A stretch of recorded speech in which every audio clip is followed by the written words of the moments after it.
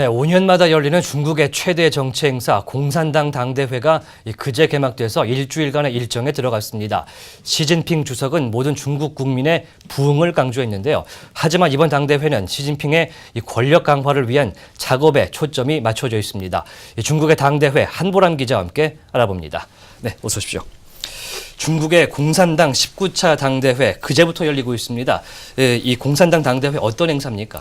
네, 5년마다 열리는 중국의 당대회의 정식 명칭은 제19차 중국 공산당 전국 대표 대회입니다. 18일 오전에 개막해서 오는 24일에 폐막하는데요. 5년에 한 번 중국에서는 정치, 경제, 사회적으로 가장 중요한 행사입니다. 여기서 결정된 사안들이 중국의 미래를 결정짓는다, 이렇게 얘기할 수도 있을 것 같은데요. 공산당 당대회이기 때문에 먼저 공산당에 대해서 좀 살펴보면요. 중국의 공산당은 실질적으로 대부분의 권력을 차지하고 있다고 볼 수 있습니다. 민주주의 체제라고 하면 다당제라든지 양당제로 이루어져 있는데 중국은 정치 활동 조직인 당이 하나인 겁니다. 그렇다 보니까 공산당의 권력 장악을 일컬어서 일당 독재 체제라고 부르기도 합니다. 이번 당대회에서 가장 중요한 행사는 바로 중앙위원회 위원들의 선출인데요. 올해는 중국 전체에서 모인 각 지역의 당 대표, 공산당 대표 등 2,287명이 중앙정치국 위원 25명과 상무위원 7명을 선출하게 됩니다. 네, 대표위원이 2,000명이 넘는데 피라미드식으로 25명과 7명을 뽑는 거군요. 네. 자, 현재 주목되는 게 이 정치국 위원과 상무위원의 선출이죠. 그렇습니다. 올해 당대회가 유독 주목이 되는 건 이 계파의 교체 때문입니다. 중국 최고 지도자인 시진핑은 우리는 보통 국가 주석이라고 부르고 있는데요. 이것에서의 공식 직함은 총서기, 별 중에 별입니다. 이들을 보좌하거나 견제하는 것이 공산당의 심장이라고 부르는 우리나라 부총리급의 상무위원 7인인데요. 회사, 기업으로 따진다면 이사회라든지 대주주라고 볼 수 있습니다. 7인이요? 네. 이번 당대회를 언론에서 보통 집권 2기라고 많이 부르고 있는데요. 그 이유는 그 상무위원 7인이 변화 때문입니다.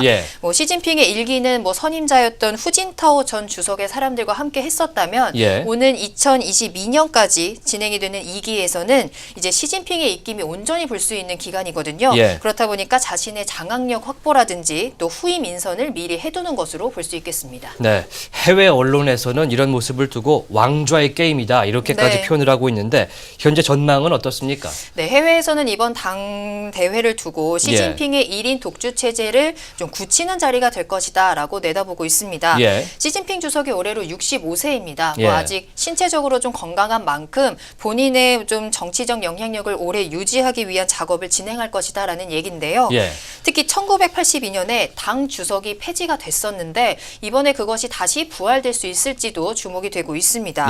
당과 정부기구 또 군대까지 좀 아우를 수 있는 그런 권한을 갖는 당 주석 제도가 다시 생겨나게 된다면 총서기, 국가 주석의 임기와는 좀 상관없이 최고 지도자로 계속해서 남을 수 있게 되는 겁니다.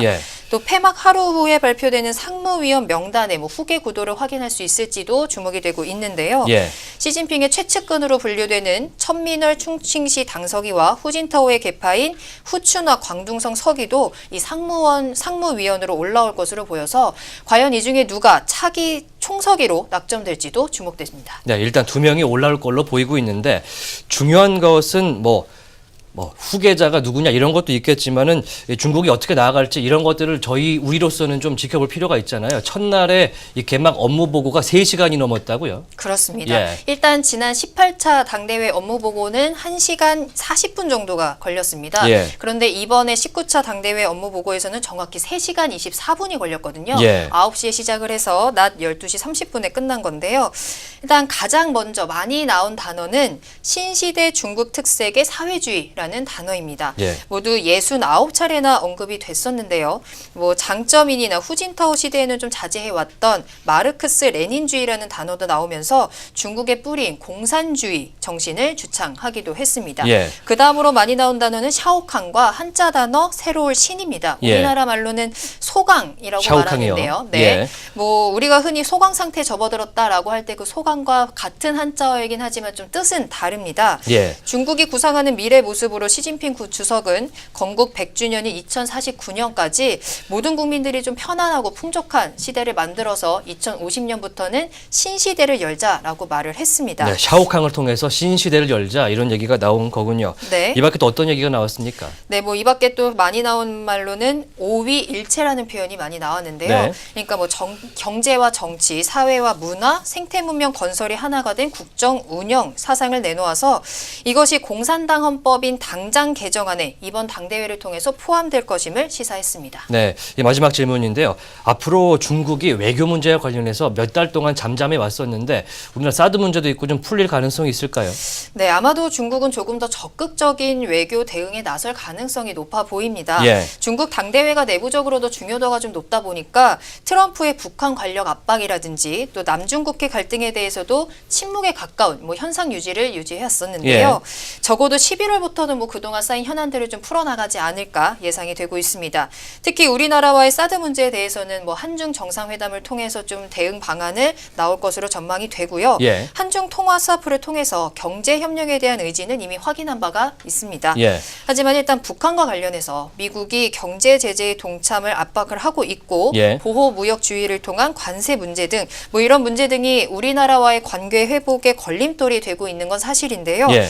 뭐 북한의 도발로 인해서 미국이 계속해서 이렇게 동북아 개입이 잦아질수록 뭐 우리나라에게는 좀 불리한 상황이 지속될 것으로 전망이 됩니다. 예. 또 산업적으로도 최근에 중국이 대기 오염에 대한 관심을 많이 보이고 있습니다. 그렇다 예. 보니까 중국에 진출한 우리 기업들의 공장이 가동을 멈출 수도 있다라는 지적도 나오고 있습니다. 일단 11월은 굉장히 바쁜 한 달이 될 것 같다는 생각이 듭니다. 네. 자, 지금까지 한보람 기자와 중국의 당대회 의미와 내용 알아봤습니다.